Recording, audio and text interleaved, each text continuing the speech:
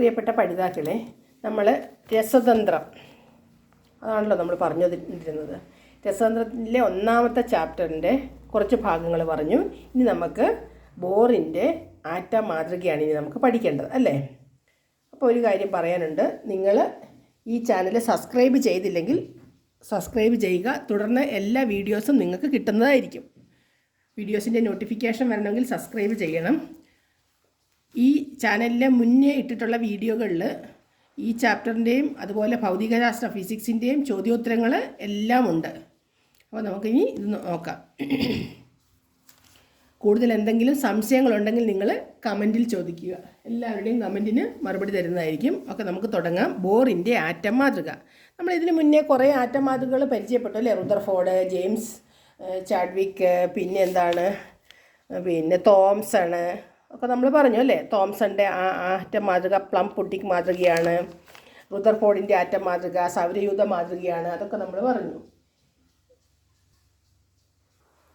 അപ്പോൾ ഇനി നമുക്ക് ബോറിൻ്റെ ആറ്റം മാതൃകയെ പറ്റി പഠിക്കാം. ഓരോ ശാസ്ത്രജ്ഞന്മാരും കണ്ടുപിടിച്ചിട്ടുള്ള ആറ്റം മാതൃകയുടെ ചില അപാകതകളൊക്കെ പരിഹരിച്ചിട്ടാണ് പുതിയതായി വരുന്നത്. അപ്പോൾ ഇനി ബോറിൻ്റെ ആറ്റം മാതൃക. റുദർഫോർഡിൻ്റെ ആറ്റം മാതൃകയ്ക്ക് ഉണ്ടായിരുന്ന പോരായ്മകൾ പരിഹരിക്കാനായി തനതായ ഒരു മാതൃക നീൽസ് ബോർ അവതരിപ്പിച്ചു. അതനുസരിച്ച് ആറ്റത്തിൻ്റെ ന്യൂക്ലിയസിന് ചുറ്റും ഇലക്ട്രോണുകൾ പ്രദക്ഷിണം ചെയ്യുന്നത് ഒരു നിശ്ചിത ഓർബിറ്റിലാണെന്ന് അദ്ദേഹം പറഞ്ഞു.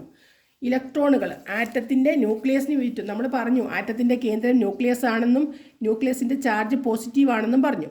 ന്യൂക്ലിയസിന് ചുറ്റുമാണ് ഇലക്ട്രോണുകളുടെ സാന്നിധ്യം എന്നും പറഞ്ഞു.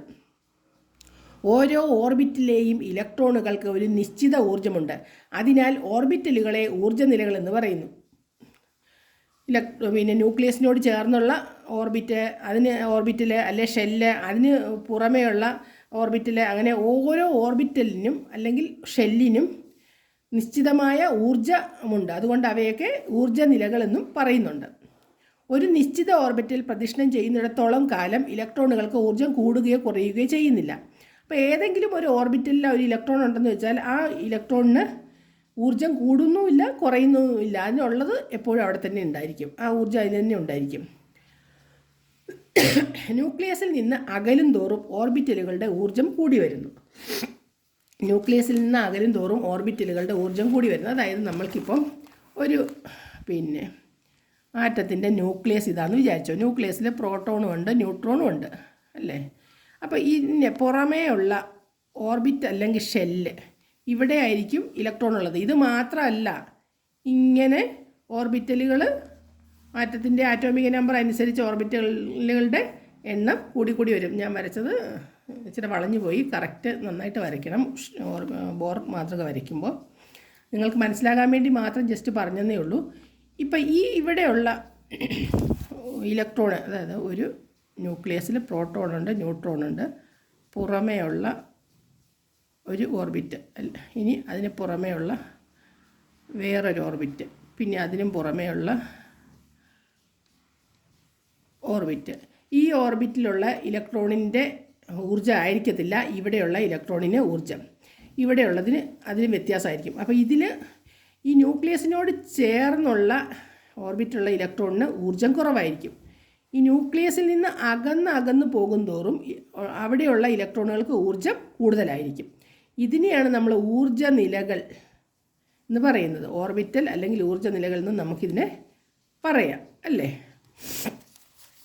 ഇനി പുറത്തുള്ള ഓർബിറ്റിൽ നിന്ന് അകത്തുള്ള ഓർബിറ്റിലേക്ക് ഇലക്ട്രോണുകൾ മാറുമ്പോൾ, അതായത് പുറത്തുള്ള ഇവിടെയുള്ള ഓർബിറ്റിൽ നിന്ന് ഇലക്ട്രോണുകൾ ഇങ്ങോട്ടോ അല്ലെങ്കിൽ ഇങ്ങോട്ടോ മാറുമ്പോൾ എന്താ സംഭവിക്കുന്നതെന്ന് നോക്കാം. അവ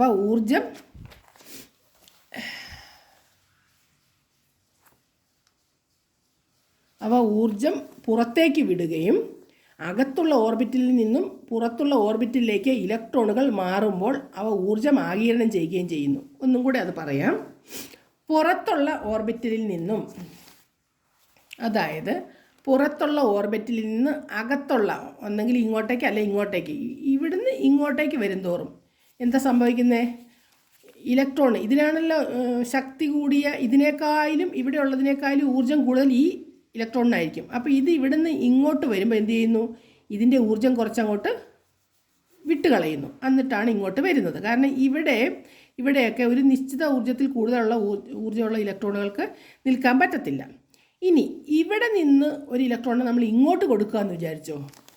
അപ്പോൾ ഇവിടെ നിന്ന് ഇങ്ങോട്ട് വരുമ്പോൾ ഇവിടെയുള്ളതിന് ഊർജ്ജം കുറവല്ലേ ഇവിടെയുള്ള ഇലക്ട്രോണിന്. അത് ഇങ്ങോട്ട് വരുമ്പം ഇങ്ങോട്ട് വരുമ്പോൾ എന്ത് ചെയ്യുന്നു, ഇതിനുള്ള ഊർജ്ജത്തിനേക്കാളും കൂടുതൽ വേണം ഇവിടെ നിൽക്കണമെങ്കിൽ. അപ്പോൾ ഇങ്ങോട്ട് വരുമ്പോൾ ഇവിടുന്ന് കുറച്ച് ഊർജ്ജം അത് സ്വീകരിച്ച് ഈ ഇലക്ട്രോണുകൾ ഇങ്ങോട്ട് വരുന്നതോറും ഊർജ്ജം ആഗിരണം ചെയ്യുന്നു, അതായത് സ്വീകരിക്കുന്നു. എന്നാൽ ഇവിടുന്ന് ഇങ്ങോട്ട് വരുന്നതോറും ഊർജ്ജത്തിനെ വിട്ടുകൊടുക്കുന്നു. അതാണ് പറയുന്നത്. അകത്തുള്ള ഓർബിറ്റിൽ നിന്നും പുറത്തുള്ള ഓർബിറ്റിലേക്ക് ഇലക്ട്രോണുകൾ മാറുമ്പോൾ അവ ഊർജ്ജം ആഗിരണം ചെയ്യുകയും ചെയ്യുന്നു. അപ്പോൾ മനസ്സിലായല്ലോ ആ കാര്യം. ഇനി നമുക്ക് വേറെ കുറച്ച് കാര്യങ്ങൾ നോക്കാം.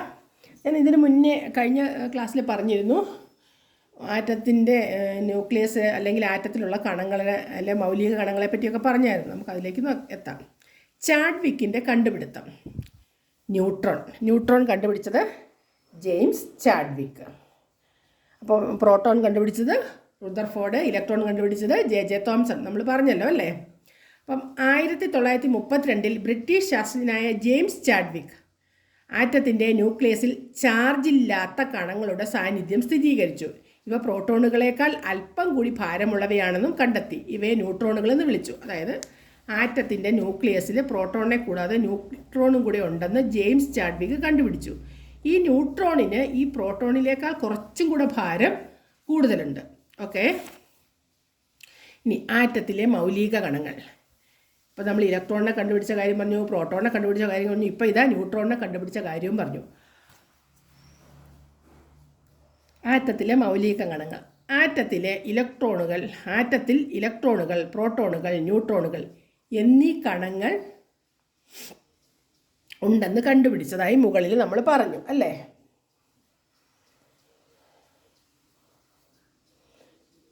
അവയുടെ ചില സവിശേഷതകൾ താഴെ പട്ടികയിൽ ചേർക്കുന്നു. അതായത് ഈ ഇലക്ട്രോൺ, പ്രോട്ടോൺ, ന്യൂട്രോണിനെയാണ് ആറ്റത്തിലെ മൗലിക കണങ്ങളെന്ന് പറഞ്ഞത്. ഈ മൗലിക കണങ്ങളുടെ ചില പ്രത്യേകതകളാണ് ഈ പട്ടികയിൽ കൊടുത്തിരിക്കുന്നത്. നമുക്ക് നോക്കാം.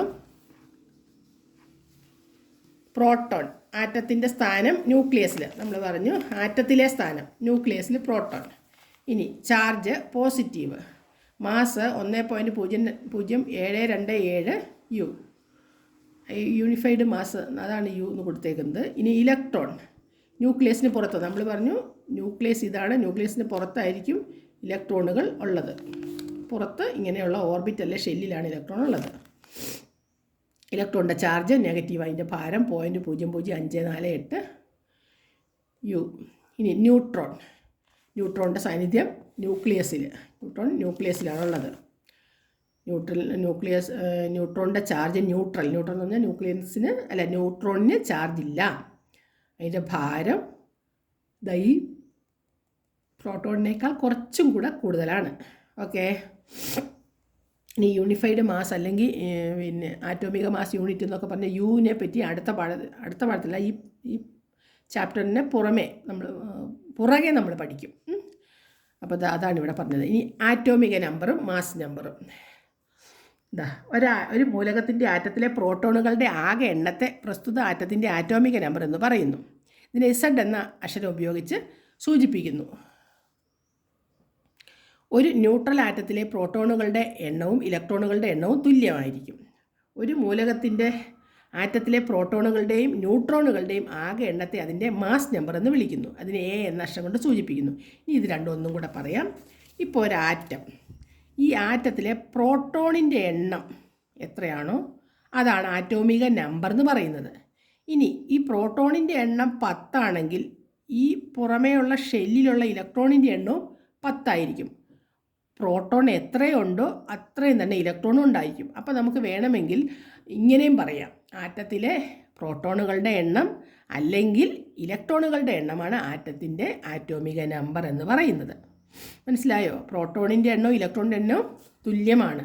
പ്രോട്ടോണിൻ്റെ ചാർജ് പോസിറ്റീവ്, ഇലക്ട്രോണിൻ്റെ ചാർജ് നെഗറ്റീവ്. അപ്പോൾ ഒന്ന് ചിന്തിച്ച് നമുക്കൊരു എക്സാമ്പിൾ എടുത്ത് നോക്കാം. ഒരു ആറ്റത്തിനകത്ത് 10 പ്രോട്ടോണുണ്ട്, 10 ഇലക്ട്രോൺ ഉണ്ട്. അത് 10 പോസിറ്റീവ് ചാർജും 10 നെഗറ്റീവ് ചാർജും. പോസിറ്റീവും നെഗറ്റീവും കൂടെ കൂടുമ്പോൾ ന്യൂട്രൽ അല്ലേ. അതുകൊണ്ടാണ് പറയുന്നത് ആറ്റം വൈദ്യുതപരമായി ന്യൂട്രലാണെന്ന്. കാരണം ആറ്റത്തിൽ പ്രോട്ടോൺ എത്രയുണ്ടോ അത്രയും ഇലക്ട്രോൺ ഉണ്ടായിരിക്കും. ഇത് ഇനി ഒരു ആറ്റത്തിൻ്റെ ആറ്റോമിക നമ്പർ എന്ന് പറയുന്നത് ആറ്റത്തിലെ പ്രോട്ടോണിൻ്റെ എണ്ണം അല്ലെങ്കിൽ ഇലക്ട്രോണിൻ്റെ എണ്ണമാണ് ആറ്റോമിക നമ്പർ എന്ന് പറയുന്നത്. ഇനി നമുക്ക് മാസ് നമ്പർ എന്നുള്ളത് നോക്കാം. മാസ് എന്ന് പറഞ്ഞാൽ ഭാരം, അല്ലെങ്കിൽ ആറ്റോമിക ഭാരം എന്നും വേണേൽ പറയാം, മാസ് നമ്പർ എന്നും പറയാം. അതാണ് ഇവിടെ പറഞ്ഞു. ഒരു മൂലകത്തിലെ ആറ്റത്തിലെ പ്രോട്ടോണുകളുടെയും ന്യൂട്രോണുകളുടെയും ആകെ എണ്ണത്തെ അതിൻ്റെ മാസ് നമ്പർ എന്ന് വിളിക്കുന്നു. അതായത് ഈ ന്യൂക്ലിയസിലുള്ള ആകെ കണങ്ങളുടെ തുകയാണ് മാസ് നമ്പർ എന്ന് വിളിക്കുന്നത്. ന്യൂക്ലിയസിലെ കണങ്ങളുടെ ആകെ തുകയാണ് മാസ് നമ്പർ. ന്യൂക്ലിയസിലെ കണങ്ങളുടെ ആകെ തുകയാണ് മാസ് നമ്പർ. അപ്പം ന്യൂക്ലിയസിൽ ഏതെങ്കിലും ഒരു ആറ്റത്തിൻ്റെ ന്യൂക്ലിയസിൽ ഒരു 5 പ്രോട്ടോൺ ഉണ്ടെന്ന് വിചാരിച്ചോ. അവിടെ ചിലപ്പോൾ 5 ന്യൂട്രോൺ ഉണ്ടെങ്കിൽ നമുക്ക് മാസ് നമ്പർ 10 എന്ന് പറയാം. ചില ആറ്റത്തിനകത്ത് പ്രോട്ടോണിനേക്കാൾ എണ്ണം കൂടുതലായിരിക്കും ന്യൂട്രോണിന്. അപ്പോൾ ഒരു ആറ്റത്തിന് ന്യൂക്ലിയസിനകത്ത് 11 പ്രോട്ടോൺ ഉണ്ടെന്ന് വിചാരിച്ചു, 12 ന്യൂട്രോണും ഉണ്ട്. അപ്പം 11 + 12 അത് പ്രോട്ടോൺ പ്ലസ് ന്യൂട്രോൺ ആണ് അതിൻ്റെ ആറ്റോമിക ഭാരം. ആറ്റോമിക ഭാരത്തിനെ എ എന്ന അക്ഷരം കൊണ്ടാണ് സൂചിപ്പിക്കുന്നത്. ഇനി ഇങ്ങനെ ഇത് ചെറിയ കണക്കുകൾ വരും ഇതുമായി ബന്ധപ്പെട്ട്, അതിവിടേക്ക് വരുന്നുണ്ട്, നമുക്ക് നോക്കാം. അപ്പം ആറ്റോമിക നമ്പർ പ്രോട്ടോണുകളുടെ എണ്ണം അല്ലെങ്കിൽ ഇലക്ട്രോണുകളുടെ എണ്ണം. മാസ് നമ്പർ പ്രോട്ടോണുകളുടെ എണ്ണം പ്ലസ് ന്യൂട്രോണുകളുടെ എണ്ണം. ബോർ ആറ്റം മാതൃകയ്ക്ക് ചില പരിമിതികളുണ്ട്. നമ്മൾ നേരത്തെ ഓരോരുത്തരുടെ ആറ്റം മാതൃക പറഞ്ഞു, റുദർഫോർഡിൻ്റെ പറഞ്ഞു, ജെ തോംസൻ്റെ പറഞ്ഞു. ഓരോരുത്തരുടെ ആറ്റം മാതൃകയ്ക്ക് ഓരോരോ ചെറിയ ചെറിയ അപാകതകളുണ്ട്. അത് തിരുത്തിക്കൊണ്ട് വരികയാണ് ചെയ്തുകൊണ്ടിരുന്നത്. അപ്പം ബോറിൽ എത്തിക്കഴിഞ്ഞപ്പോഴും നീൽസ് ബോറിൻ്റെ ആറ്റം മാതൃകയ്ക്കും ചില പരിമിതികളുണ്ട്. ആ മാതൃക ഹൈഡ്രജൻ ആറ്റത്തിന് മാത്രമേ ഉപയോഗിക്കാൻ പറ്റുകയുള്ളൂ എന്നതായിരുന്നു അതിൻ്റെ മറ്റൊരു പ്രധാനം. ഇന്ന് നാം സ്വീകരിച്ചിരിക്കുന്ന ആറ്റം മാതൃക ക്വാണ്ടം മെക്കാനിക്സ് ഉപയോഗിച്ച് വികസിപ്പിച്ചതാണ്. ക്വാണ്ടം മെക്കാനിക്സ്, ഇന്നത്തെ ആറ്റം മാതൃക ക്വാണ്ടം മെക്കാനിക്സ് ഉപയോഗിച്ച് വികസിപ്പിച്ചതാണ്. ഇതനുസരിച്ച് ന്യൂക്ലിയസിന് ചുറ്റും ത്രിമാന പദങ്ങളിലായി ഇലക്ട്രോണുകൾ വിന്യസിച്ചിരിക്കുന്നത്. ഈ ത്രിമാന പദങ്ങളെ ഊർജ്ജ നിലകളെന്നും ഷെല്ലുകളെന്നും വിളിക്കുന്നു. നേരത്തെ ഞാൻ പറഞ്ഞല്ലോ ഓർബിറ്റ് അല്ലെങ്കിൽ ഷെല്ലെന്ന്. ഊർജ്ജ നിലകൾ, ഓർബിറ്റലുകൾ അല്ലെങ്കിൽ ഷെല്ലുകൾ എന്നൊക്കെ പറയുന്നു. ഈ ഷെല്ലുകളിൽ സബ് ഷെല്ലുകളുണ്ട്. അപ്പം നമ്മളിവിടെ പറഞ്ഞില്ലേ ഇങ്ങനെ ഷെല്ല് അല്ലെ ഓർബിറ്റ് ഇങ്ങനെ ഉണ്ടെന്ന് പറഞ്ഞില്ലേ. അപ്പോൾ ഈ ഓരോ ഓർബിറ്റ് അല്ലെ ഓരോ ഷെല്ലും എന്ത് ചെയ്യുന്നു, വീണ്ടും ചെറുതാകുന്നുണ്ട്, വീണ്ടും അവയെ വിഭജിക്കുന്നുണ്ട്. ഷെല്ലുകളെ സബ് ഷെല്ലുകളായി വിഭജിക്കുന്നുണ്ട്. നമുക്കിനി ഇവിടെ കുറച്ച് കാര്യങ്ങൾ നോക്കാം. അതായത് 1 മുതൽ 18 വരെയുള്ള മൂലകങ്ങളുടെ ആറ്റം പ്രതീകമാണ് കൊടുത്തിരിക്കുന്നത്. അതിൻ്റെ ആറ്റോമിക നമ്പറും കൊടുത്തിട്ടുണ്ട്. ആറ്റോമിക നമ്പർ എത്രയാണോ അത് തന്നെയായിരിക്കും ഇലക്ട്രോണുകളുടെ എണ്ണം. ഈ ഇലക്ട്രോൺ എങ്ങനെയാണ് ഷെല്ലുകളിൽ വിന്യസിച്ചിരിക്കുന്നതെന്ന്, സബ് ഷെല്ലിലല്ല, സാധാരണ മെയിൻ ഷെല്ലിൽ ഇലക്ട്രോണുകളെ വിന്യസിച്ചിരിക്കുന്നത് എങ്ങനെയാണെന്നാണ് നമ്മൾ നോക്കുന്നത്. ഹൈഡ്രജൻ ആറ്റോമിക നമ്പർ 1, ഇലക്ട്രോണുകളുടെ എണ്ണം 1, കെ ഷെല്ലിലാണ് പോകുന്നത്. പിന്നെ ഇവിടെ ഒരു കാര്യം പറയാനുണ്ട്. ഇപ്പം നമ്മൾ ഇത് കണ്ടല്ലോ, ന്യൂക്ലിയസിൻ്റെ പുറമെ ഷെല്ലുകൾ ഇലക്ട്രോണുകളാണ് ഉള്ളതെന്ന് പറഞ്ഞില്ലേ. ഈ ഷെല്ലിനൊക്കെ നമ്പറും ഉണ്ട്, പേരും ഉണ്ട്. ഇത് ഒന്നാമത്തെ ഷെല്ലിൻ്റെ പേര് കെ ഷെല്ല്. ഇത് രണ്ടാമത്തെ ഷെല്ല്, ആ ഷെല്ലിൻ്റെ പേര് എൽ ഷെല്ല്. മൂന്നാമത്തെ ഷെല്ലിൻ്റെ പേര് എം ഷെല്ല്. ഇനി വേറൊരു ഷെല്ലും കൂടി ഉണ്ട്, നാലാമത്തെ ഷെല്ലിൻ്റെ പേര് എൻ ഷെല്ല്, KLMN. അതായത് shell number 1, shell number 2, shell number 3, shell number 4. ഷെല്ലിൻ്റെ നമ്പർ നമുക്ക് നോക്കണം. പിന്നെ ഓരോ ഷെല്ലിനും ഓരോരോ നമ്പറാണുള്ളത്. കെ ഷെല്ലിൻ്റെ നമ്പർ 1, എൽ ഷെല്ലിൻ്റെ 2, എം ഷെല്ലിൻ്റെ 3, എൻ ഷെല്ലിൻ്റെ 4.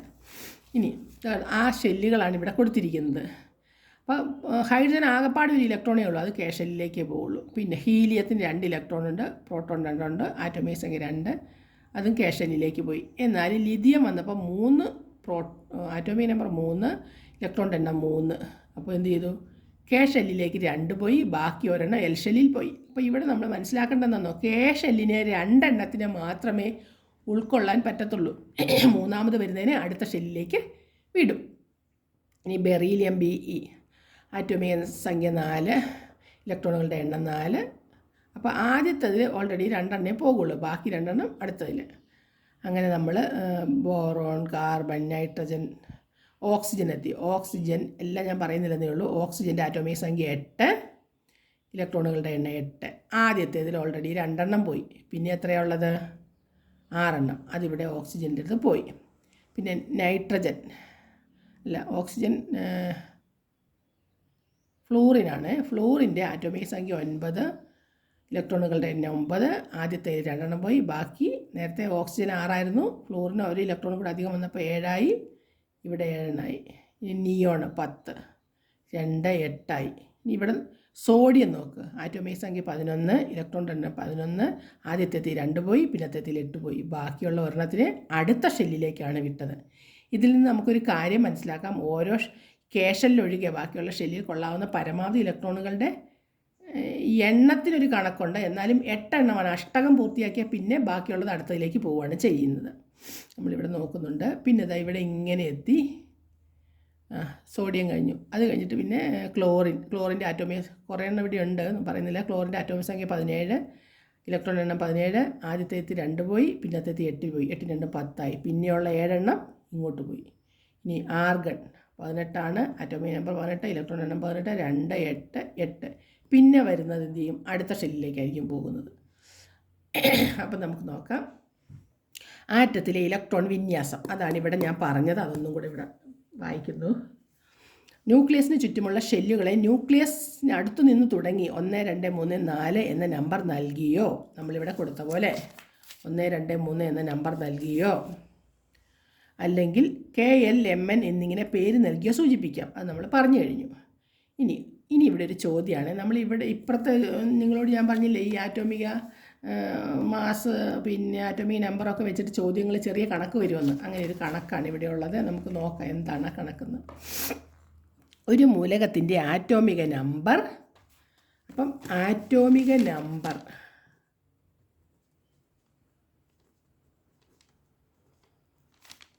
Number 9, atomic number 9. Mass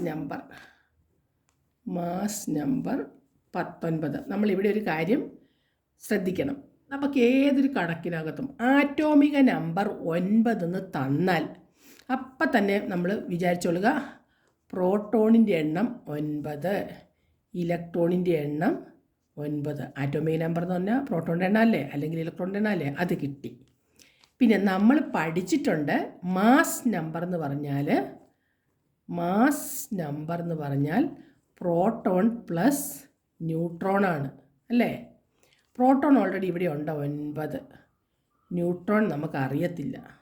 mass number 19 അല്ലേ. അപ്പം 9 പ്ലസ് ന്യൂട്രോൺ സമം 19 എന്ന് നമുക്കറിയാം. അപ്പം ന്യൂട്രോൺ കണ്ടുപിടിക്കാൻ നമ്മൾ എന്ത് ചെയ്യും? 19 നിന്ന് 9 അങ്ങ് കുറച്ചാൽ പോരെ. 19 നിന്ന് 9 കുറയ്ക്കുമ്പോൾ എത്ര കിട്ടുന്നേ? 10 കിട്ടുന്നില്ലേ? അപ്പം ന്യൂട്രോണിൻ്റെ എണ്ണം എത്രയാണ്? 10. ആ ഒരു കണക്കാണ് ഇവിടെ വന്നേക്കുന്നത്. ഒന്നും കൂടി അത് പറയാം. ഒരു മൂലകത്തിൻ്റെ ആറ്റോമിക നമ്പർ എന്ന് പറഞ്ഞ് തന്നാൽ പെട്ടെന്ന് നമ്മൾ പ്രോട്ടോണും ഇലക്ട്രോണും അതേ എണ്ണമാണെന്ന് വിചാരിച്ചോളുക. ആറ്റോമിക് നമ്പർ 9 ആണെങ്കിൽ പ്രോട്ടോണിൻ്റെ എണ്ണം 9 ആയിരിക്കും, ഇലക്ട്രോണിൻ്റെ എണ്ണം 9 ആയിരിക്കും. Mass number 19. മാസ് നമ്പർ കണ്ടുപിടിക്കുന്നത് എങ്ങനെയാണ്? പ്രോട്ടോണും ന്യൂട്രോണും കൂടെ കൂട്ടുമ്പോഴല്ലേ മാസ് കിട്ടുന്നത്. അപ്പോൾ proton plus neutron, proton already നമുക്ക് തന്നിട്ടുണ്ട്. 9 പ്ലസ് ന്യൂട്രോൺ സമം 19. അപ്പോൾ ന്യൂട്രോൺ കണ്ടുപിടിക്കാൻ ഈ പ്രോട്ടോണിനകത്തുനിന്ന് ഈ ആറ്റോമിക മാസിനകത്തുനിന്ന് ഈ പ്രോട്ടോണിൻ്റെ എണ്ണം അങ്ങ് കുറച്ചാൽ പോരെ. അപ്പോൾ നമുക്ക് ന്യൂട്രോണിൻ്റെ എണ്ണം 10. ഇങ്ങനെയുള്ള സിമ്പിളായിട്ടുള്ള കണക്ക് വരും. ഒരു പക്ഷേ ഇത് തന്നെയായിരിക്കും വരുന്നത്. ടെക്സ്റ്റ് ബുക്കിലുള്ളതല്ലാതെ വേറൊന്നും വരാൻ സാധ്യതയില്ല. ടെക്സ്റ്റ് ബുക്കിൻ്റെ പുറകിലുള്ള ചോദ്യോത്തരങ്ങൾ, പിന്നെ ചില കാര്യങ്ങൾ മാത്രം ഇച്ചിരി ഇമ്പോർട്ടൻ്റ് ആയിട്ടുള്ള വേറെ എന്ത് വരും. പിന്നെ ഇതിനകത്ത് വേറെ എന്ന് പറഞ്ഞാൽ ഇതിനകത്തുള്ളതേ വരുള്ളൂ. പ്രോട്ടോൺ കണ്ടുപിടിച്ചാരെ, ഇലക്ട്രോൺ കണ്ടുപിടിച്ചാരെ, ന്യൂട്രോൺ കണ്ടുപിടിച്ചാരെ, അങ്ങനെയുള്ള ചോദ്യങ്ങളൊക്കെ വരും. അപ്പോൾ നമുക്കിനി അടുത്ത് നോക്കാം. അത് നമ്മൾ കണ്ടുപിടിച്ചു അല്ലേ, 10 ന്യൂട്രോണുകളുടെ എണ്ണം. ഇനി ഷെല്ലുകളിലെ ഇലക്ട്രോൺ പൂരണം താഴെ പറയുന്ന തത്വങ്ങൾ പാലിച്ചാണ് നടക്കുന്നത്. ഷെല്ലിൽ എങ്ങനെയാണ് ഇലക്ട്രോൺ പൂരണം നടക്കുന്നതെന്ന് നമുക്ക് നോക്കാം. ഏതൊരു ഷെല്ലിലും ഉൾക്കൊള്ളാവുന്ന പരമാവധി ഇലക്ട്രോണുകളുടെ എണ്ണം 2n² ആണ്. അതായത് ഏതൊരു ഷെല്ലിലും ഉൾക്കൊള്ളാവുന്ന പരമാവധി ഇലക്ട്രോണിൻ്റെ എണ്ണം എത്രയാണ്? 2n². ഈ n എന്ന് പറഞ്ഞാൽ n സമം ഷെല്ലിൻ്റെ നമ്പർ. ഷെല്ലിൻ്റെ നമ്പർ n സമം ഷെല്ലിൻ്റെ നമ്പർ. ഇവിടെ നമ്മൾ ഷെല്ല് പറഞ്ഞിട്ടുണ്ടല്ലോ. കെ ഷെല്ലിൻ്റെ നമ്പർ 1, എൽ ഷെല്ലിൻ്റെ 2, എമ്മിൻ്റെ 3, എന്നിൻ്റെ 4 എന്ന് പറഞ്ഞല്ലോ. അപ്പോൾ നമുക്കിത് നോക്കാം. ഏതൊരു ഷെല്ലിൽ ഉൾക്കൊള്ളാവുന്ന പരമാവധി ഇലക്ട്രോണുകളുടെ എണ്ണം 2n², 2n². n സമം ഷെല്ലിൻ്റെ സംഖ്യ അല്ലെ ഷെല്ലിൻ്റെ നമ്പർ. ഇനി താഴ്ന്ന ഊർജ്ജ നിലകളിലുള്ള ഒരു ഷെല്ലിൽ ഉൾക്കൊള്ളാവുന്ന പരമാവധി ഇലക്ട്രോണുകൾ നിറഞ്ഞതിന് ശേഷം മാത്രമേ അടുത്ത ഊർജ്ജ നിലയിലുള്ള ഷെല്ലിലേക്ക് ഇലക്ട്രോണുകൾ പൂരണം സാധ്യമാവുകയുള്ളൂ. ഇവിടെ ഇത് പറയുന്നതിന് മുന്നേ ഞാനൊന്ന് പറയാം. നമുക്കിപ്പോൾ കെ ഷെല്ലിൻ്റെ നമ്പർ 1, എൽ ഷെല്ലിൻ്റെ നമ്പർ 2, എം ഷെല്ലിൻ്റെ നമ്പർ 3, എൻ ഷെല്ലിൻ്റെ നമ്പർ 4.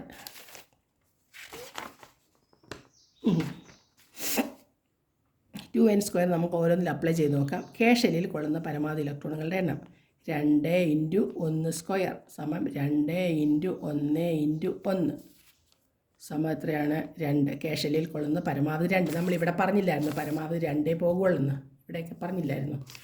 ഇനി എൽ ഷെല്ലിൻ്റെ നമ്പർ 2. 2n² ആണ് ഇവിടെ അപ്ലൈ ചെയ്യുന്നത്. 2 × n എത്ര? ഇവിടെ 2 അല്ലേ? അപ്പം 2² സമം 2 × 2^2 അല്ലെ 2² എന്ന് പറഞ്ഞാൽ 2 × 2. അപ്പം 2 4 4 2 8. അപ്പം എൽ ഷെല്ലിൽ പരമാവധി 8. ഇനി എം ഷെല്ലിൻ്റെ നമ്പർ 3. 2 × 3². അപ്പോൾ 2 × 3 × 3 സമം 23 6 6 3 18. ഇനി എൻ ഷെല്ലിൻ്റെ നമ്പർ 4.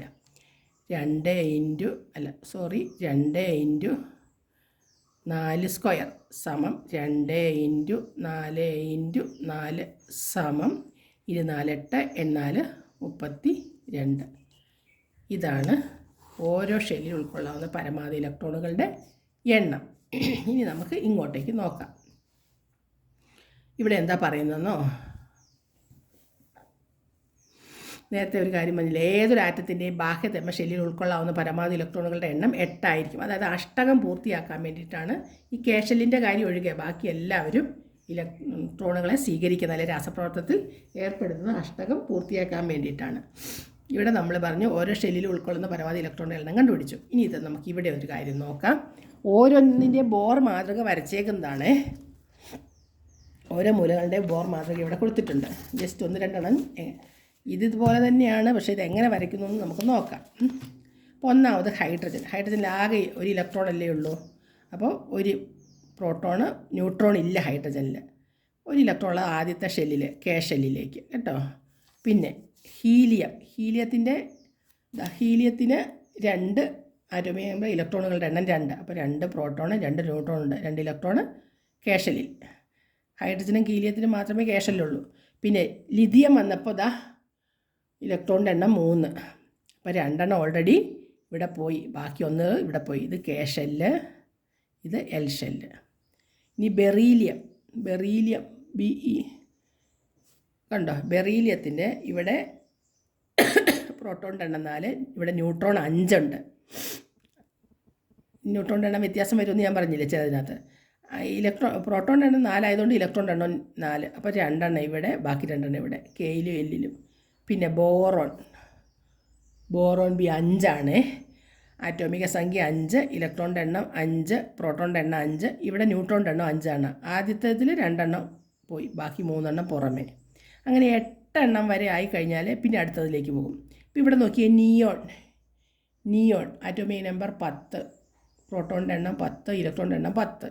അപ്പോൾ നിയോണിൻ്റെ ആദ്യത്തെ 2 എണ്ണം കെ ഷെല്ലിലേക്ക് പോയി, ബാക്കി 8 എണ്ണം എങ്ങോട്ട് പോയി? എൽ ഷെല്ലിലേക്ക് പോയി.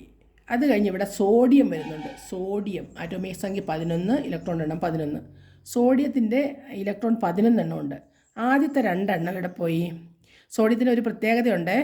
പ്രോട്ടോണിൻ്റെ എണ്ണം 11, ഇലക്ട്രോണിൻ്റെ എണ്ണം 11, പക്ഷേ ന്യൂട്രോണിൻ്റെ എണ്ണം 12 ആണ് കേട്ടോ. ന്യൂട്രോണിൻ്റെ എണ്ണം ഇതിനകത്ത് കൂടി. ന്യൂട്രോണിൻ്റെ എണ്ണം കൂടിയൊന്നും നമുക്ക് പ്രശ്നമില്ല. നമുക്ക് പ്രോട്ടോണിൻ്റെ ഇലക്ട്രോണിൻ്റെ എണ്ണം ഏതെങ്കിലും ഒരെണ്ണം അറിഞ്ഞാൽ മതിയല്ലോ. അപ്പോൾ പ്രോട്ടോണിൻ്റെ എണ്ണം അറിഞ്ഞതുകൊണ്ട് നമുക്ക് ഇലക്ട്രോണിൻ്റെ എണ്ണം അറിയാം. 2 എണ്ണം കെ ഷെല്ലിൽ പോയി, ബാക്കി 8 എണ്ണം എൽ ഷെല്ലിൽ പോയി. 11 ഉള്ളത്. അപ്പോൾ 8 2 10 ആയുള്ളൂ. ബാക്കി ഒരെണ്ണം അടുത്ത ഷെല്ലിലേക്ക് എം ഷെല്ലിലേക്ക് പോയി. മനസ്സിലായോ? ഇനി ആർഗണിൻ്റെ 18 ആറ്റോമിക സംഖ്യ. ഇത് കണ്ടില്ലേ? ആർഗൺ ഇതാ ഇവിടെ ആർഗൺ AR 18 ആറ്റോമിക സംഖ്യ, ഇലക്ട്രോണിൻ്റെ എണ്ണം 18. ഇനി ആർഗണിൽ എന്താ സംഭവിച്ചത്? ആദ്യ 2 എണ്ണം കെ ഷെല്ലിൽ, പിന്നെയുള്ളത് 8 എണ്ണം എൽ ഷെല്ലിൽ, പിന്നത്തെ 8 എണ്ണം എം ഷെല്ലിൽ. മനസ്സിലായോ? അപ്പോൾ പരമാവധി ഇവിടെ ഒരു കാര്യം പറഞ്ഞില്ലേ, പരമാവധി 8 പോകുള്ളെന്ന്. പരമാവധി 8 പോയി കഴിഞ്ഞാൽ ബാക്കിയത്തത് അടുത്തതിലേക്ക് പോകും. ഇങ്ങനെയാണ് ബോർ മാതൃക വരയ്ക്കാനുള്ളത്. ഒരു പക്ഷേ ഇതിലേതെങ്കിലും ഒരെണ്ണം വരയ്ക്കാൻ വരാൻ സാധ്യതയുണ്ട് പരീക്ഷയ്ക്ക്. വന്നാൽ സിമ്പിളായിട്ട് നിങ്ങൾക്ക് വരയ്ക്കാം. ഇപ്പം നമുക്ക് നിയോണിൻ്റെ നോക്കാം. നിയോൺ NE ആറ്റോമിക സംഖ്യ 10, പ്രോട്ടോണിൻ്റെ എണ്ണം 10, ഇലക്ട്രോണിൻ്റെ എണ്ണം 10. നമുക്ക് വരയ്ക്കാം. ന്യൂക്ലിയസിൽ പ്രോട്ടോൺ, ന്യൂട്രോൺ. പ്രോട്ടോൺ എത്രയെന്ന് വേണമെങ്കിൽ നമുക്ക് എഴുതാം കേട്ടോ. നിയോണിനകത്ത് 10 പ്രോട്ടോണും 10 ന്യൂട്രോണും ഉണ്ട്. അതിന് ഇലക്ട്രോൺ 10 അല്ലേ. ആദ്യത്തെ ഷെല്ലിൽ 2 എണ്ണം പോയി. നമുക്ക് എങ്ങനെ വേണേലും ഇങ്ങനെ ഇൻറ്റു ഇടുവോ. ഈ രണ്ടാമത്തെ ഷെല്ല് ഞാനിപ്പോൾ ഒരു റഫായിട്ട് വരയ്ക്കുന്നുണ്ട് കേട്ടോ. ഇങ്ങനെ രണ്ടാമത്തെ ഷെല്ലിലേക്ക് ബാക്കി 8 എണ്ണം 1 2 3 4 5 6 7 8 ഇങ്ങനെയും കൊടുക്കാം. നമുക്ക് ഇൻറ്റു വിട്ടും കൊടുക്കാം കേട്ടോ. ഇങ്ങനെയാണ് നിയോൺ NE. സോഡിയം ആണെങ്കിലോ, സോഡിയം ആണെങ്കിൽ പ്രോട്ടോണിൻ്റെ എണ്ണം 11, ന്യൂട്രോണിൻ്റെ എണ്ണം 12. അപ്പോൾ 8 2 10 11ാമത്തെ ഇവിടെ പോകും. അങ്ങനെ നമുക്ക് വരയ്ക്കാം. ഇനി നമ്മൾ സബ് ഷെല്ലുകളെ പറ്റിയൊക്കെയാണ് കേട്ടോ പറയുന്നത്.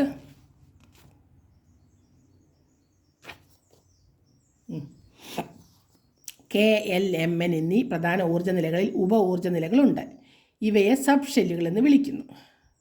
നേരത്തെ ഞാൻ പറഞ്ഞല്ലോ, ഇങ്ങനെയുള്ള ഷെല്ലിൻ്റെ ഉള്ളിലും ഇങ്ങനെയുള്ള ഓരോ ഷെല്ലും വീണ്ടും വീണ്ടും വിഭജിച്ച് സബ് ഷെല്ലുകളാക്കുന്നുണ്ടെന്ന് പറഞ്ഞില്ലേ, അതാണ് പറയുന്നത്. ഇവ ഉപ ഊർജ്ജ നിലകളെന്ന് പറയുന്നു. ഇവയെ സബ് ഷെല്ലുകളെന്നും വിളിക്കുന്നു. ഈ സബ് ഷെല്ലുകളെ SPDF എന്നിങ്ങനെ നാമകരണം ചെയ്തിട്ടുണ്ട്.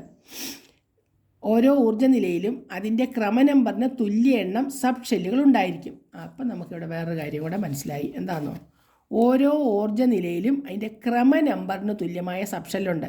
കെയുടെ ക്രമനമ്പർ 1 അതുകൊണ്ട് അതിൽ ഒരു സബ് ഷെല്ലേ ഉള്ളൂ. എല്ലിൻ്റെ ക്രമനമ്പർ 2 അതുകൊണ്ട് അതിനകത്ത് 2 സബ് ഷെല്ല് വരും.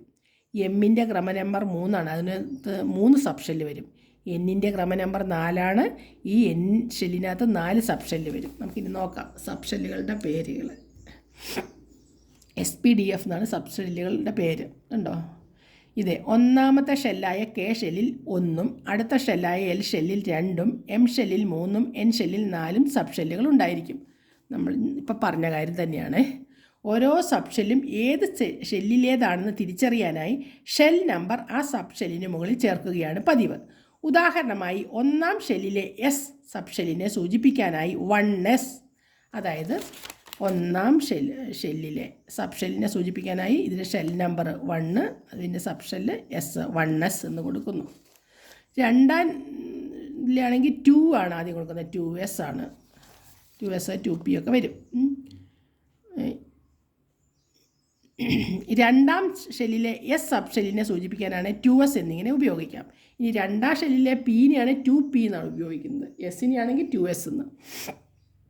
ആറ്റത്തിലെ 1ാമത്തെ ഷെല്ലിൽ S സബ് ഷെല്ലും 2ാമത്തെ ഷെല്ലിൽ Sഉം Pയും എന്നീ സബ് ഷെല്ലും 3ാമത്തേതിൽ SPD എന്ന സബ് ഷെല്ലും 4ാമത്തേതിൽ SPDF എന്ന സബ് ഷെല്ലുകളും ഉണ്ടായിരിക്കും. അതായത് ഇവിടെ ഒന്നും കൂടെ പറയാം. ഇത് ന്യൂക്ലിയസ്. 1ാമത്തെ ഷെല്ലിലെ S സബ് ഷെല്ല്, 2ാമത്തേതിൽ Sഉം Pയും. 1ാമത്തേതിൽ S, ഇതിൽ Sഉം Pയും, ഇതിൽ S P D, ഇതിൽ S P D F, ഇത്രയും സബ് ഷെല്ലുകൾ ഉണ്ടായിരിക്കും. ഓരോ സബ് ഷെല്ലിൽ ഉൾക്കൊള്ളാവുന്ന പരമാവധി ഇലക്ട്രോണുകളുടെ എണ്ണം താഴെ ചേർക്കുന്നു. ഇവിടെ നമ്മൾ K ഷെല്ലിൽ ഉൾക്കൊള്ളാൻ പറ്റുന്ന പരമാവധി ഇലക്ട്രോണിൻ്റെ എണ്ണം 2, Lൽ 8, Mൽ 18, Nൽ 32 എന്നൊക്കെ പറഞ്ഞല്ലോ. പക്ഷേ സബ് ഷെല്ല് വരുമ്പോൾ വേറെ വ്യത്യാസമുണ്ട്. സബ്ഷെല്ലിൽ ഉൾക്കൊള്ളാവുന്ന പരമാവധി ഇലക്ട്രോണുകളുടെ എണ്ണം എസ്സിൽ 2, പിയിൽ 6, ഡിയിൽ 10, എഫിൽ 14. ആറ്റത്തിലെ ഇലക്ട്രോണുകൾ സബ്ഷെല്ലിൽ വിന്യസിക്കപ്പെടുമ്പോൾ ഊർജം കുറഞ്ഞ സബ്ഷെല്ലിൽ നിന്ന് കൂടിയതിലേക്ക് ക്രമമായി നിറയുന്നു. ആദ്യം കുറഞ്ഞതിൽ നിറയും. അങ്ങനെയല്ല നമ്മൾ സാധാരണ ചെയ്യുന്നത്. ആദ്യം ഇല്ലാത്ത ആൾക്കാർക്ക് കൊടുക്കും, പിന്നെ കുറച്ചും കൂടെ ഉള്ളവർക്ക് കൊടുക്കും. അങ്ങനെയാണല്ലോ. ഒരു കാര്യം കിട്ടിയാൽ ഒട്ടും കിട്ടാത്ത ആൾക്കാർക്ക് ആദ്യം കൊടുക്കും. അങ്ങനെ കുറഞ്ഞതിൽ നിന്ന് കൂടിയതിലേക്കാണ് വരുന്നത് കേട്ടോ. സബ്ഷെല്ലുകളുടെ ഊർജ്ജനിലയുടെ ക്രമം അതാ. 1s നിറഞ്ഞാൽ 2s പോവുള്ളൂ, 2s നിറഞ്ഞാൽ 2p പോവുള്ളൂ, 2p നിറഞ്ഞാൽ 3s, 3s നിറഞ്ഞാൽ 3p, അങ്ങനെ അങ്ങ് പോകും. ഇനി ഇലക്ട്രോണുകളുടെ സബ്ഷെൽ ഇലക്ട്രോൺ വിന്യാസം എന്താ ഇവിടെ കൊടുത്തിട്ടുണ്ട്, നമുക്കൊന്ന് നോക്കാം. ഇലക്ട്രോണുകളുടെ എണ്ണം നൈട്രജൻ 7, സബ്ഷെൽ ഇലക്ട്രോൺ വിന്യാസം 1s2, 2s2, 2p3. നമുക്കൊന്ന് ഇവിടെ എഴുതാം. നൈട്രജൻ 1s, നൈട്രജൻ്റെ ആറ്റോമിക സംഖ്യ 7, ഇലക്ട്രോൺ തന്നെയാണ്. 1s2, 2s2, 2p3, അങ്ങനെയല്ലേ. ഇനി fluorine 9, fluorine 9, 1s2, 2s2, 2p5. അപ്പം നമുക്കറിയാം ഇവിടെ എസ്സിലൊക്കെ 2 പോകുള്ളൂ, മാക്സിമം 2 പോകുള്ളൂ. ബാക്കി വരുന്നത് പിയിലേക്ക് പോയി. എസ്സിൽ 2 പോയി, ബാക്കി പിയിലേക്ക് പോയി. ഇനി നമുക്ക് വേറൊന്നും നോക്കാം. ക്ലോറിൻ അല്ല സോഡിയം നോക്കാം, എന്നിട്ട് ക്ലോറിലേക്ക് പോകാം. Sodium N 11. ഇനി 1s2, 2s2, 2p6. ഇവിടെ 5 ആയിരുന്നു, ഇവിടെ 6. കാരണം മാക്സിമം 6 പോകുമെന്ന് നമ്മൾ പഠിച്ചിട്ടുണ്ട് അല്ലേ. എസ്സിൽ 2, പിയിൽ 6, ഡിയിൽ 10, 2p6. അപ്പോൾ 1s2, 2s2, 2p6, 3s1. 11 കണ്ടില്ലേ, 3s1. 1s2, 2s2, 2p6, 3s1 കണ്ടല്ലോ. 1s2, 2s2, 2p6, 3s1. ഇനി നമുക്ക് ക്ലോറിൻ്റെ നോക്കാം. 17, chlorine Cl 17. 1s2, 2s2, 2p6, 3s2, 3p 17 അല്ലേ. അപ്പോൾ 3p5 അങ്ങനെയല്ലേ. അതാ നോക്കിക്കുക, 3p5. ഇനി ആർഗൺ Ar 18. നമുക്ക് നോക്കാം. 1s2, 2s2, 2p6, 3s2, 3p6 കണ്ടല്ലോ. പിയിൽ മാക്സിമം 6 പോകാം, എസ്സിൽ മാക്സിമം 2 പോകാം. അപ്പം ഇതാണ് സബ്ഷെൽ ഇലക്ട്രോൺ വിന്യാസം തന്നിരിക്കുന്നത്. ഇതിലേതെങ്കിലും ഒന്നേ വരുവാണെങ്കിൽ വരത്തുള്ളൂ, അല്ലാതെ വേറെ അധികമൊന്നും വരാറില്ല. അപ്പം ഇത് നന്നായിട്ട് നോക്കുക. ഇവിടെ പിന്നെ വേറെ പ്രത്യേകതയും കൂടെ പറയാനുണ്ട്. ഇപ്പം നമ്മളിവിടെ ആറ്റോമിക സംഖ്യ 18, 17, 11, 9, 7 എന്നൊക്കെ പറഞ്ഞല്ലോ. നിങ്ങൾക്ക് ആറ്റോമിക സംഖ്യ തരുന്നില്ല എന്ന് വിചാരിച്ചോ. നിങ്ങളോട് പറയും ആർഗൻ്റെ ആറ്റോമിക സംഖ്യ എത്രയാണ്, സബ്ഷെൽ ഇലക്ട്രോൺ വിന്യാസത്തിൽ നിന്ന് എടുത്തെഴുതുക എന്ന് പറഞ്ഞാൽ നമ്മൾ എന്ത് ചെയ്യും? ഈ മോളിൽ കിടക്കുന്ന സംഖ്യ എല്ലാം കൂടി അങ്ങ് കൂട്ടിയാൽ അതിൻ്റെ ആറ്റോമിക സംഖ്യ ആകും. കാരണം ഈ മോളിൽ കിടക്കുന്ന സംഖ്യ എല്ലാം ഇലക്ട്രോണിൻ്റെ എണ്ണം അല്ലേ. 2, 4, 6, 4, 10, 10, 12, 6, 18. 18 കിട്ടിയല്ലോ, കണ്ടല്ലോ. അതുപോലെ 2, 4, 6, 2, 5, 2, 4, 4, 6, 10, 10, 2, 12, 5, 17. 17 കിട്ടിയല്ലോ. ഇത് കണ്ടില്ലേ. 2, 2, 4, 6, 10, 11, 11. പിന്നെ ഇതാ 2, 2, 4, 5, 9. 2, 2, 4, 3, 7. അപ്പം മുകളിലുള്ള നമ്പർ കൂട്ടിയാൽ നമുക്ക് ആറ്റോമിക് സംഖ്യ കിട്ടും, ഇലക്ട്രോണിൻ്റെ എണ്ണം കിട്ടും, പ്രോട്ടോണിൻ്റെ എണ്ണം കിട്ടും, എന്ത് വേണമെങ്കിലും കിട്ടും. അപ്പോൾ സബ്ഷെൽ ഇലക്ട്രോൺ വിന്യാസം തന്നിട്ട് അതിനകത്ത് ആറ്റോമിക സംഖ്യ കണ്ടുപിടിക്കാൻ പറഞ്ഞാലും നമുക്ക് ചെയ്യാൻ പറ്റും അല്ലേ. ഇനി നമുക്കിവിടെ വേറൊരു കാര്യം നോക്കാം. ഐസോടോപ്പുകൾ എന്ന് പറഞ്ഞൊരു കാര്യമുണ്ട്. എന്താണ് ഈ ഐസോടോപ്പുകൾ? ഒരു മൂലകത്തിൻ്റെ തന്നെ ആറ്റങ്ങളെല്ലാം ഒരേ മാസ് ഉള്ളവയാണോ? ആകണമെന്നില്ല. അതായത് ഒരേ ഭാരമുള്ളവയാണോ എന്ന് നമ്മൾ പറയും പൊതുവേ ഒരു മൂലകത്തിൻ്റെ ആറ്റങ്ങളെല്ലാം ഒരുപോലെ ഇരിക്കും എന്ന് പറയും. എന്നാൽ ചില മൂലകങ്ങളുടെ ആറ്റങ്ങൾ ഭാരത്തിൽ വ്യത്യാസം വരും. അതാണ് നമ്മൾ നോക്കുന്നത്. ഒരു മൂലകത്തിൻ്റെ ആറ്റത്തിൽ പ്രോട്ടോണുകളുടെ എണ്ണവും ഇലക്ട്രോണുകളുടെ എണ്ണവും എപ്പോഴും തുല്യമായിരിക്കും. അത് നമുക്കറിയാം. ഒരേ മൂലകത്തിൻ്റെ തന്നെ ആറ്റത്തിൽ ന്യൂക്ലിയസിൽ വ്യത്യസ്ത ഇനം ഇലക്ട്രോണുകൾ ഉണ്ടാകാം. അപ്പം ആറ്റോമിക സംഖ്യ ഒന്നായിരിക്കും, പക്ഷേ അതിനകത്ത് ന്യൂട്രോണിൻ്റെ എണ്ണം വ്യത്യാസം വരുമ്പോൾ എന്ത് സംഭവിക്കും? ഭാരം വ്യത്യാസം വരികയല്ലേ? വ്യത്യസ്ത എണ്ണം ന്യൂട്രോണുകൾ ഉണ്ടാകും.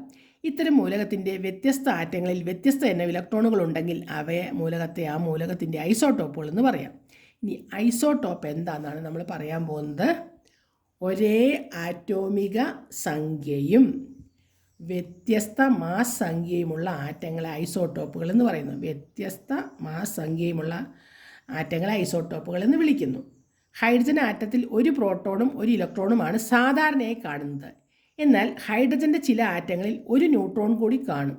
പ്രസ്തുത ഐസോട്ടോപ്പിനെ ഡ്യൂട്ടീരിയം എന്ന് വിളിക്കുന്നു. ഹൈഡ്രജൻ്റെ ആറ്റത്തിൽ 2 ന്യൂട്രോണുകൾ ഉണ്ടെങ്കിൽ അതിനെ ട്രിഷ്യം എന്ന് വിളിക്കുന്നു.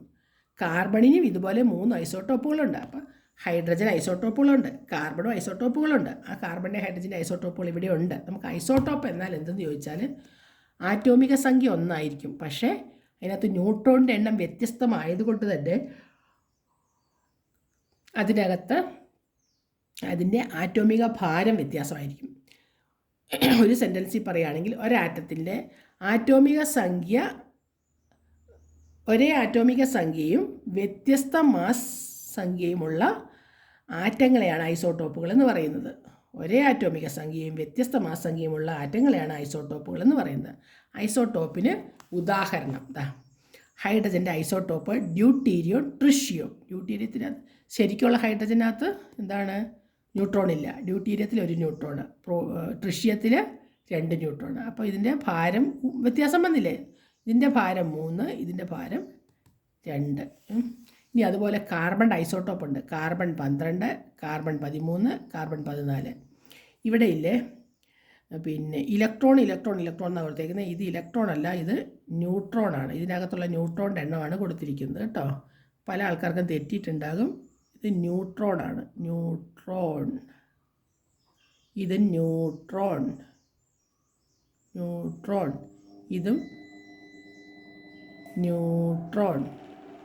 ഇതും ന്യൂട്രോൺ ആണ് കേട്ടോ. അപ്പോൾ ഇനി ഇവിടെ നമുക്ക് ഈ റേഡിയോ ഐസോട്ടോപ്പ് എന്താണെന്നും കൂടെ നോക്കാം. റേഡിയോ ഐസോട്ടോപ്പുകൾ ഇപ്പോൾ നമ്മൾ പറഞ്ഞല്ലോ ആറ്റോമിക സംഖ്യ ഒരുപോലെ ഇരിക്കും, പക്ഷേ മാസ് സംഖ്യ വ്യത്യാസമായ ഒരേ മൂലകത്തിൻ്റെ തന്നെ വിവിധ ആറ്റങ്ങളെയാണ് ഐസോട്ടോപ്പുകൾ എന്ന് പറയുന്നത് നമ്മൾ പറഞ്ഞു. ഇനി ഐസോട്ടോപ്പിൻ്റെ കണ്ടുപിടിച്ചതിനെ പറ്റി അതിൻ്റെ പ്രത്യേകതയെ പറ്റിയൊക്കെയാണ്. റേഡിയോ ആക്റ്റീവത കാണിക്കുന്ന ഐസോട്ടോപ്പുകളെ റേഡിയോ ഐസോട്ടോപ്പുകൾ എന്ന് വിളിക്കുന്നു. അസ്ഥിരമായ റേഡിയോ ഐസോട്ടോപ്പുകൾ വിവിധ തരത്തിലുള്ള വികിരണങ്ങൾ പുറപ്പെടുവിക്കുന്നു. റേഡിയോ ആക്റ്റീവ് എന്നും അല്ലെ റേഡിയോ ഐസോട്ടോപ്പ് എന്ന് പറഞ്ഞാൽ റേഡിയോ ആക്ടിവിറ്റി എന്നൊക്കെ പറയുമ്പോൾ വികിരണങ്ങൾ പുറപ്പെടുവിക്കുന്നു. പോളിഷ് വംശജയായ മാഡം ക്യൂറി റേഡിയോ ഐസോട്ടോപ്പുകളുടെ ഗവേഷണത്തിലൂടെ നോബൽ പുരസ്കാരം 2 തവണ നേടിയ ശാസ്ത്രജ്ഞയാണ്. മാഡം ക്യൂറി അല്ലെങ്കിൽ മേരി ക്യൂറി ഇവർ പിന്നെ ഈ ഐസോട്ടോപ്പുകളുടെ ഗവേഷണത്തിൽ നോബൽ സമ്മാനം നേടിയിട്ടുണ്ട്. അതുപോലെ തന്നെ ഇവർ ഫിസിക്സിലും കെമിസ്ട്രിയിലും നോബൽ സമ്മാനം നേടിയിട്ടുള്ള ആദ്യ വനിതയാണ് മാഡം ക്യൂറി. മേരി ക്യൂറി എന്നും പറയും. ഇവരുടെ മക്കളും ഭർത്താവുമൊക്കെ പിന്നെ നോബൽ സമ്മാന ജേതാക്കളാണ്. ഭർത്താവ് പിയറി ക്യൂറി, മക്കൾ ഐറിഷ് ക്യൂറി, ജൂലിയറ്റ് ക്യൂറി. അങ്ങനെ 2 മക്കളും നോബൽ സമ്മാനം നേടിയ ആൾക്കാരാണ്. ഇനി വ്യത്യസ്ത മൂലകങ്ങളുടെ 1000ഓളം റേഡിയോ ഐസോട്ടോപ്പുകൾ ശാസ്ത്രജ്ഞന്മാർ കണ്ടെത്തിയിട്ടുണ്ട്. റേഡിയോ ഐസോട്ടോപ്പുകൾക്ക് കാർഷിക, വ്യാവസായിക, വൈദ്യശാസ്ത്ര മേഖലകളിൽ ധാരാളം പ്രായോഗിക ഉപയോഗങ്ങളുണ്ട്. വളരെ പഴക്കം ചെന്ന ജൈവാവശിഷ്ടങ്ങളായ ഫോസിലുകളുടെ കാലഗണന നടത്തുന്നതിന് പ്രധാനമായും അതിലടങ്ങിയിരിക്കുന്ന കാർബൺ 14ൻ്റെ റേഡിയോ ആക്റ്റീവത നിർണ്ണയിച്ചാണ് ഇതിനെ കാർബൺ ഡേറ്റിംഗ് എന്ന് വിളിക്കുന്നു. അനീമിയ നിർണ്ണയിക്കുന്നതിന് അയൺ 59നെയും തൈറോയ്ഡ് ചികിത്സയ്ക്ക് അയഡിൻ 131നെയും ശ്വാസകോശത്തിൻ്റെ ചിത്രം എടുക്കാൻ സീനോൺ 133നെയും വൈദ്യശാസ്ത്ര രംഗത്ത് ഉപയോഗിക്കുന്നു. ഐസോട്ടോപ്പുകളുടെ ഉപയോഗത്തെ പറ്റിയൊക്കെ പറഞ്ഞതാണ്. അപ്പം ഇത് ഓർത്ത് വെക്കുക. ഐസോട്ടോപ്പ് എന്താണെന്ന് ഓർത്ത് വെക്കുക. ഇത് ഈ പിന്നെ ഹൈഡ്രജൻ്റെ ഐസോട്ടോപ്പുകൾ ഏതൊക്കെയാണെന്ന് പരീക്ഷയ്ക്ക് വന്നിട്ടുണ്ട്. മുന്നേ ഉള്ള പരീക്ഷകളുടെ എല്ലാം മോഡൽ ക്വസ്റ്റ്യൻ പേപ്പറും യഥാർത്ഥത്തിൽ നടന്ന പല വർഷങ്ങളിലെ 2021, 2022, 2021, 2020 ഇങ്ങനെയുള്ള വർഷങ്ങളിലുള്ള ക്വസ്റ്റ്യൻ ആൻസറൊക്കെ ഈ ചാനലിൽ മുന്നേ ഇട്ടിട്ടുണ്ട്. അപ്പം നിങ്ങൾ നോക്കുക.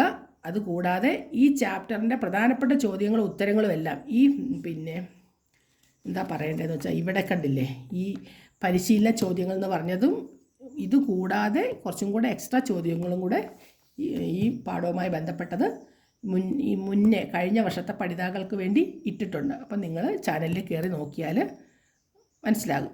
ഒന്നെങ്കിൽ ചോദ്യപേപ്പർ വിശകലനം എന്ന് അടിച്ചു കൊടുത്താൽ മതി. അപ്പോൾ ഓരോ വർഷത്തെ ചോദ്യപേപ്പർ വിശകലനം വരും. അല്ലെങ്കിൽ ചാപ്റ്ററിൻ്റെ പേര് കൊടുത്താൽ മതി, അതിനകത്തുള്ള ക്വസ്റ്റ്യൻ ആൻസർ വരും.